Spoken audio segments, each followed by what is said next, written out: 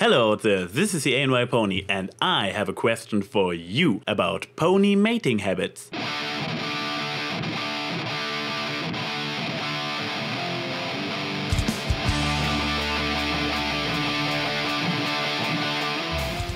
Considering that the video I got the most flame for was my video about shipping, in which I dare to take a stand for gay couples, I advise every pony with a rather conservative view on life and who gets offended easily to switch off now. Because I'm about to spread a bit more of my, what was it called again? Oh right, extreme liberal idealism. Haven't been called an extremist or idealist before, but well, there's a first for everything I guess. So yeah, I actually got two theories I would like to hear your thoughts on. One rather close to the actual show, and the second one being more headcanon-y but rather intriguing. Number one, the Pony Society of Equestria is built on polygamy, or more correctly polyamory. Where do I get this from? Simple, just let's take a look on the population. It's mostly females. Skeptical? Okay, let's check a few screenshots. Here we are at the Summer Sun celebration and more or less every citizen in Ponyville is in Town Hall. Now let me mark the colts and mares in the stereotypical manner.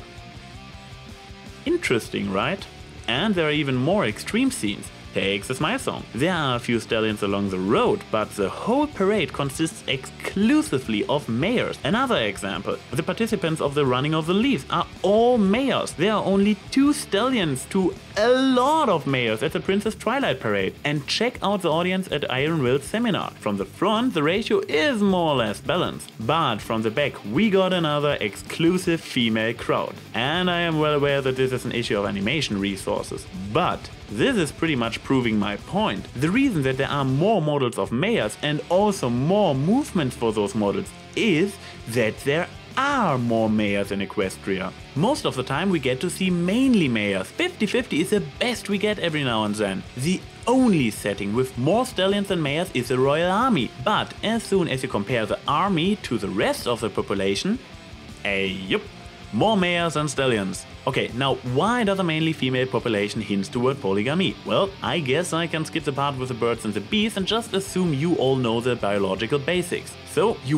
will agree that one male can impregnate multiple females if necessary. And since apparently the species of equestrian ponies developed in a way that there are far more females than males, it is necessary, providing evidence for a polygamous species/society. Of course, monogamy is also accepted within Equestria, love and tolerance and stuff, as presented by the cakes as well as Cadence and Shining Armor. But the fact that those two are the only known married couples once again suggests the idea that lifelong monogamous relationships are not the standard. And our civilized human ideals aside, in real life there are only so many species actually doing the whole only one partner for life thing anyways.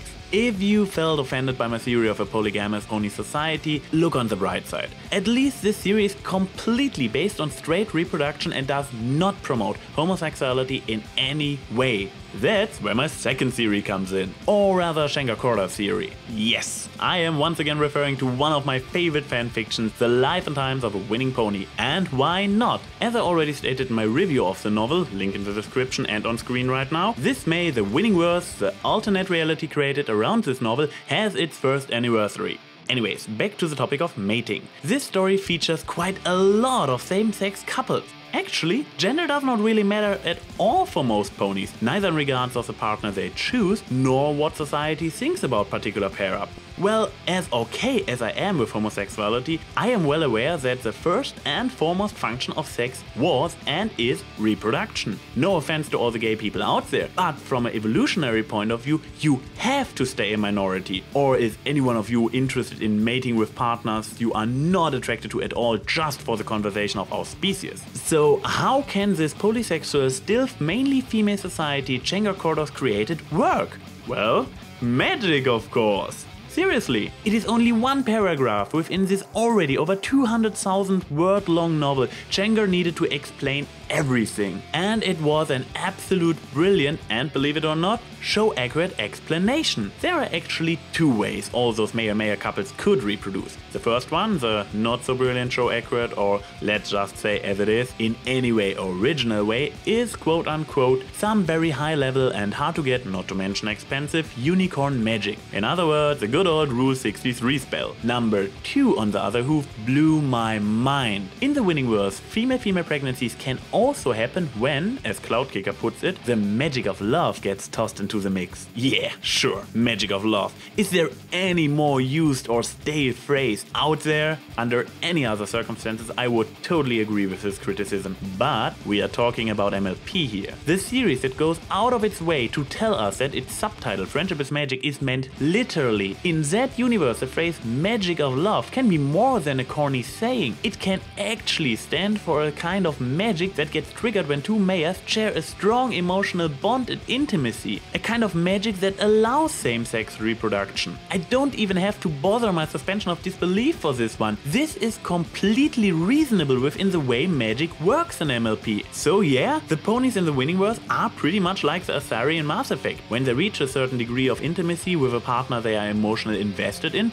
they can get pregnant. Interesting side note, by the way, Jenga told me that during a conversation with Komakazi and Ponibius, both also contributors to the official winning verse, the idea came up that using the mentioned unicorn magic probably is associated with a mild stigma, since resorting to this kind of trick would probably only be necessary in the case that the two mayors in question don't have enough true love to make a foe the natural way. Yes, there is a natural way for same-sex procreation, rendering a real-world stigmatization of homosexuality pointless within the winning verse. Gets you thinking, doesn't it? But I'm getting sidetracked. If you want to hear more about my opinion on the life and times of a winning pony, check out my before mentioned review. So, what are your ideas where all the folds come from? Is the pony society actually built on polygamy? Or do you share my love for the Asari theory? Or do you have a completely different headcanon? Just leave a comment and let the rest of us know. Last time I wanted to know what you guys think how magic in Equestria works. But I screwed up once again and ended up asking, can Earth ponies do magic? So it was to expect that your answers would focus mainly on Earth ponies. But there were some interesting ideas nonetheless, and not every pony fell a victim to my incapability to ask what I actually mean and shared their interpretation of magic in general. But there is a certain issue I have to address first: multiposts. By now it should be known that I am absolutely fine if your answers exceed the length of one comment, and I do not want to put a limitation on the length of your answers. If some pony has an awesome and complex theory, he or she should be able to share it uncut. But I have to ask you to try to keep it as short as possible. If I need more than one screenshot to capture all the comments needed for a single answer, like it has been the case with Mr. Flix's one here, this is a bit too much. If you have a lot to say, like the final cut over here, why not put it into a video reply? See for yourself. I pulled a few strings and got his comments turned into one. Link on the screen, in the description, and below is an actual reply video. First, let's get over the more common answers. Onomatopoeia, Merklow, Buckbrony, Jacob Baker, Angel Pichu 1, Smartass 2010, 6789112U, Frostburn and Jeff Persons explained that the Earth Pony's increased stamina is probably a form of passive magic. Eskido, Pokelephil, XX Shadow 29XX, Baneto 27, Hawks 10, 7 Seraphim 7, Blaze of Spikes, Blazer NIOB, Nerissa Pegasister, Ianitic Blair 6996, Crazy Cat 829X, Nikki Gauss 17, Klanivi, Cool Catius, John Trollstein, Lion 2 Gear, Terra X1 and Miss Fluffy Ninja 7 saw the Earth Pony's unique or at least improved ability to nurture plants and connect with nature, often enough referred to a statement by Lauren Faust, as their particular magical ability. Aztec's Word or Aztec's Sword 12 concluded that therefore the Elegant Amulet would turn an Earth Pony into a pony version of Batman's Poison Ivy. Other interpretations of Earth Pony magic are Alchemy by Fluttershy and Gypsy magic by Savual. The following evidences of the magicalness of Earth Ponies were discovered: being part of the magic of the original Heartwarming Eve by Fiction Fan Zero, the unrealistic precision of apple bucking by Red Dragon Force 2, Earth Pony's ability to use the elements of harmony by Cypher 2035, an unprotected living being performing a sonic rainbow without harm by Hans Krebs, Earth Pony's ability to hold and operate objects like string instruments with their hooves by Dragosonic Mile. By the way, in this regard, shifting density within the hoof to pick things up just like the Universal Gripper does is a pretty cool explanation, Tiango Tiango T, but to perform such a transition in something solid like a hoof made of keratin still requires something like, I don't know, magic? Finally, Real Awkward Chloe, Dragos Vasilio, Jackie LP and Leo9P all named cutie marks as proof of magic within all types of ponies. Well, Chronobrony pretty much makes a point here. Basically every pony is agreeing. Well, not completely every pony. Cloud Cuckoo Country, Onimaru Kenobi and Emil Rutowski disagree. Yeah, I believe it really has only been those 3 out of over 250 comments. But yeah, as the Nightmare Might have pointed out, it kind of depends on the definition of magic. Past Analysis, for example, interprets magic as the form of energy in Equestria. Sky Silverwing refers to Clark's third law. Sufficiently advanced technology is indistinguishable from magic. In other words, everything supernatural happening in Equestria is actually just a result of very highly advanced technology past civilizations had created. He called Starsword's Alicon spell, for example, biotech hacking.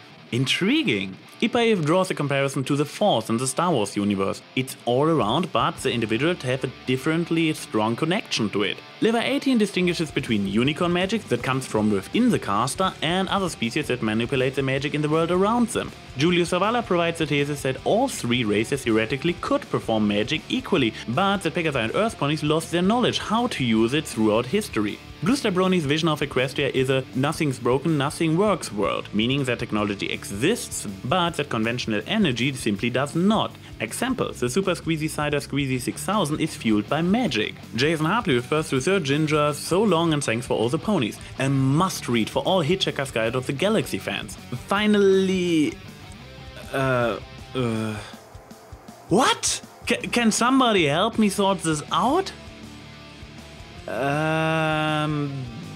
Moving on. Rebella champions the thought that all types of ponies have certain magical skills, but that they also can have special talents that allow them to develop other pony types abilities, like Fluttershy's connection to animals and Pinky's super equine abilities. Mechanicals TV actually has a scientific explanation for the latter. Pinkie Pie has a Down syndrome-like condition carrying an extra unicorn chromosome, making her basically a unicorn but without the normal physical traits. One last epic explanation for all the magicalness in Equestria was provided by Brony, my friend. It is all just a virtual reality to which the members of a dying species flew. Alicons being admins, unicorns programmers, the elements of harmony administrative tools, and the villains are basically hackers. Pretty fun headcanon if you ask me. Before I forget, a very big thank you to the LunarArmy, also known as MaxSins here on YouTube, who provided not only the cool drawing of my OC I am using in my opening as of late, but also the Rule 63 version of my OC featured in this very episode, as well as this epic picture of New Lunar Republic art. Thanks bro! This is AnYPony saying see you soon.